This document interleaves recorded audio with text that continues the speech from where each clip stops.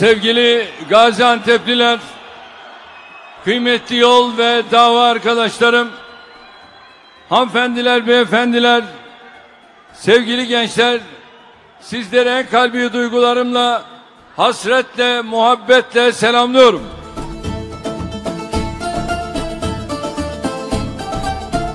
Türkiye, Cumhurbaşkanımız Recep Tayyip Erdoğan'ın liderliğinde 2003'ten günümüze bütün dünyanın gıpta ettiği muhteşem yatırımları gerçekleştirerek büyük bir destana imza atıyor.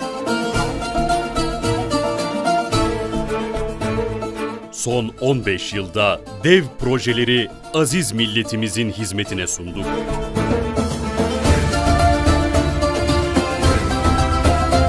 Ekonomide de büyük hamleler yaptık. Büyümede rekorlar kırdık.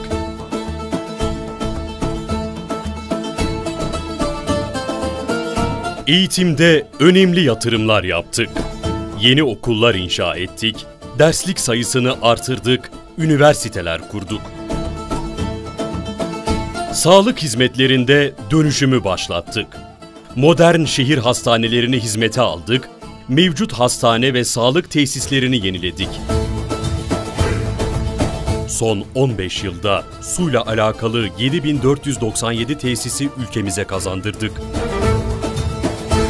İçlerinde dünyanın en büyük barajlarının da yer aldığı 525 barajı hizmete aldık. 81 ilimizin içme suyu meselesini kökünden çözdük. Son 44 yılın en kurak yılı olan 2017'de dahi vatandaşlarımızı susuz bırakmadık. 1000 günde 1000 gölet projesini hayata geçirdik.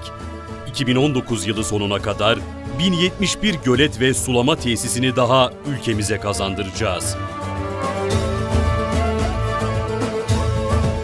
Ülkemizin yeşiline yeşil kattık, 4 milyar 50 milyon fidanı toprakla buluşturduk. Bu yatırımlardan ülkemizin sanayi ve ticaretinde çok önemli bir yere sahip Gaziantep'imiz de nasibini aldı.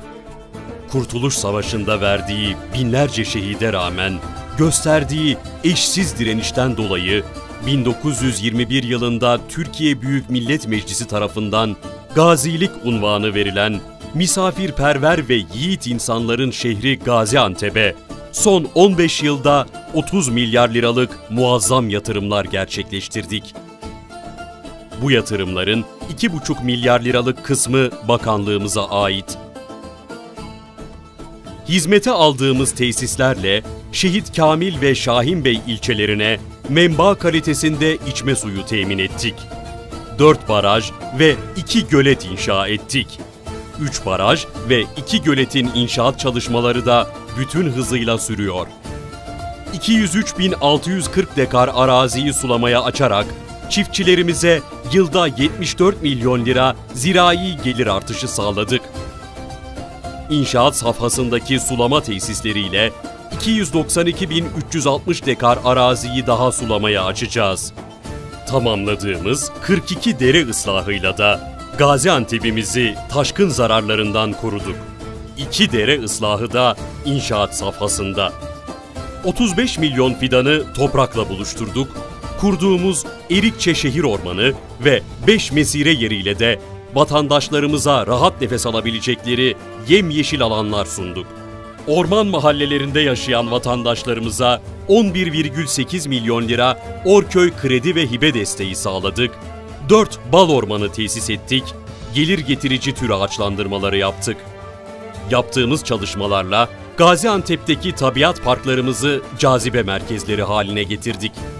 Kurduğumuz meteoroloji radarı ve 14 otomatik meteoroloji gözlem istasyonuyla da hava durumu bilgilerini vatandaşlarımızla anlık ve doğru bir şekilde paylaştık. Gaziantep'te destan yazmaya devam ediyor ve bugün de toplam 668 milyon lira maliyetli ve aralarında Gaziantep'in hasretle beklediği İslahiye Güneş Barajı ve sulamasıyla Yesemek Barajı ve sulamasının da yer aldığı 8 tesisin temelini atıyoruz, Bayraktepe Barajı sulamasının da açılışını gerçekleştiriyoruz. Cumhurbaşkanımız Recep Tayyip Erdoğan ve Başbakanımız Binali Yıldırım'la Orman ve Su İşleri Bakanımız Profesör Doktor Veysel Eroğlu'nun önderliğinde milletvekillerimizin desteği ve gayretleriyle Cumhuriyet'in kuruluşundan bu yana yapılan yatırımlardan daha fazlası son 15 yılda yapılarak hayal bile edilemeyen projeler gerçekleştirildi. Yaptığımız bütün yatırımlar Türkiye'mize ve Gaziantep'imize hayırlı olsun.